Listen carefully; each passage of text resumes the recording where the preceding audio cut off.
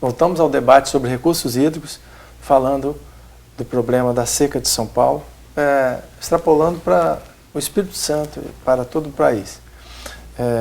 Aqui com a presença do professor, doutor em recursos hídricos, Antônio Sérgio Mendonça, a mestre em recursos hídricos, Maria Helena Alves, também representando aqui o Comitê da Bacia do Santa Maria, e o presidente da Agência Estadual de Recursos Hídricos, Fábio Anerti. Presidente, nós falamos no bloco anterior, até deixamos essa pergunta no ar, o que a gente tem de proposta da agência, recém-criada, né? Sim. No final desse ano, praticamente, para a gestão, reservação de água, gestão de recursos hídricos aqui no Estado. Então, a AGER está trabalhando em parceria com outros órgãos do governo, os entes do sistema de gestão de recursos hídricos, os comitês de bacia hidrográfica, a comunidade acadêmica e científica, a sociedade civil, de forma organizada, para construir um grande programa de segurança hídrica para o Estado, né? Programa de segurança hídrica e um programa de uso sustentável ou uso racional da água, né? A ideia é que esse programa ele aglutine as diversas ações que estão sendo desenvolvidas, principalmente no contexto da reservação de água, né? Construção de reservatórios mais estratégicos, reservatórios esses que são barragens que têm uma condição de aumentar a reservação de água e, em boa parte dos casos, regularizar a vazão de alguns rios pequenos, de forma a equacionar a concorrência ou muitas vezes até o possível conflito de uso da água. Só para dar como exemplo, recentemente, no mês de julho, no meio do ano agora, foi inaugurada, né, inauguramos uma barragem em Santa Teresa, que foi construída pela CESAM, em que ela equacionou um conflito de uso da água existente entre os agricultores de Santa Teresa e o abastecimento público de São Roque, do Canaã. Sim. Quer dizer, na época da seca, os agricultores ligavam as bombas ao mesmo tempo e o córrego seco, né, que é o nome do riozinho, não tinha água suficiente para abastecer parte de São Roque. Com a construção dessa barragem... Que era um rio intermitente, né? Exatamente. No período de seca, ele praticamente secava em alguns momentos. Então, com a construção dessa barragem, criou-se uma reservação de água que agora está permitindo com que os agricultores mantenham, né, a sua irrigação normalmente, e existe um duto, né, uma adução de água que leva parte da água desse reservatório para manter o abastecimento de São Roque. Então, reservatórios como esse tipo, eles fazem parte de uma carteira de projetos. Hoje, a AGER tem 34 projetos prontos para abrir a concorrência pública para a construção dessas obras de barragens. Porque só fazendo uma intervenção ali, nesse caso, que a gente foi citado, inclusive, a Maria Helena, várias barragens pequenas, milhares de pequenas barragens foram criadas. É mais interessante a gente ter milhares de pequenas barragens ou reservatórios estratégicos? Olha, talvez seja uma combinação dessas duas coisas. Depende muito da configuração de cada bacia ou microbacia, né? Porque tem os impactos ambientais também. Tem os impactos ambientais, né? Exatamente.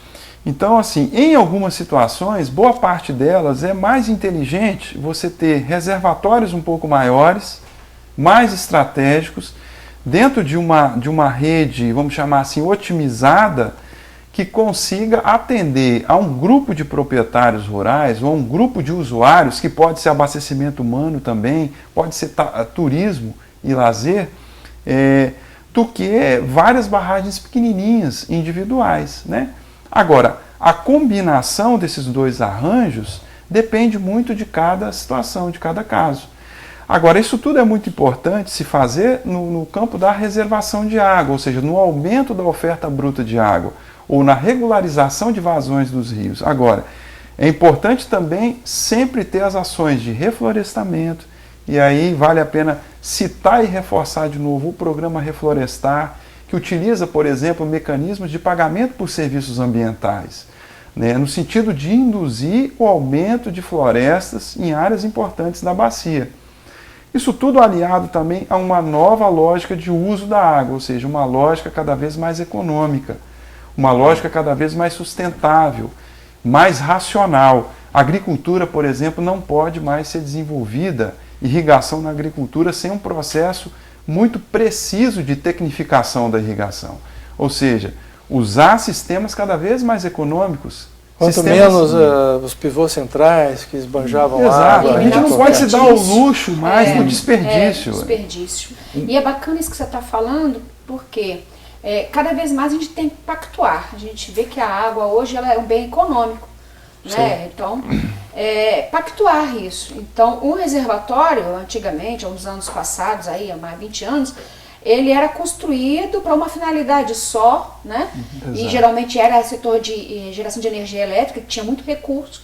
Então ele construía reservatórios, os outros setores se viravam, né, como podiam. E hoje o que a gente está assim, já fazendo é pactuar realmente. Você vai construir, vai ter um investimento, o Estado vai investir, então vamos pactuar para que, se há o irrigante ele precisa, abastecimento precisa também, tem outros usos que são necessários ali. Então, cada vez mais tem que fazer essa pactuação, né, e trabalhar para que os investimentos não sejam só usufruto de um setor, mas que seja de finalidade múltipla. Um ponto importante é que, como foi colocado, o problema não está em um único local da bacia, ele está geralmente em toda a bacia. Então, a solução tem que ser não curar fazer uma cicatriz apenas. Você tem que estar colocando todas as ações dentro de planos. Um plano que envolva não só obra, mas também ações de reflorestamento, de educação da população quanto ao uso racional da água. Então a solução não deve ser pontual, deve ser agregada dentro porque os problemas são diversos. Eu vou só citar uma situação, salinização de água para abastecer Guriri. Um exemplo, né? Época de seca, a água salgada penetra no rio e vai até na captação para abastecimento de São Mateus. Na época, houve um problema sério de tentar buscar uma solução para Guriri. Aí houve dessalinizadores, foram levados para o local, mas foi procurada a solução com relação ao abastecimento com água num outro curso d'água, que não era Mariricu, que estava salinizado, que era o Rio Preto, ali naquele local. Observou-se que toda a bacia estava barrada. Todo mundo está segurando água, praticamente o curso d'água está intermitente. Foram perfurar poços, a qualidade da água não era adequada. Quer dizer, a solução foi dada buscando poços mais distantes ainda.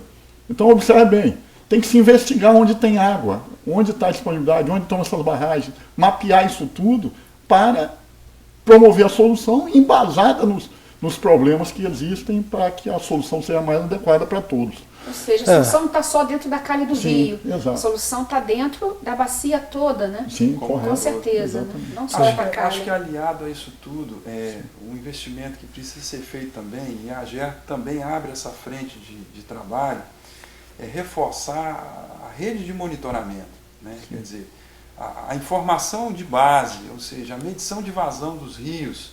Nós temos uma boa rede de monitoramento de chuva, né? Mas nós precisamos de ter uma boa rede também de monitoramento de vazão. É verdade. Nós vamos a um rápido intervalo, voltamos no próximo bloco falando sobre monitoramento, diagnóstico e outras medidas. Fique conosco.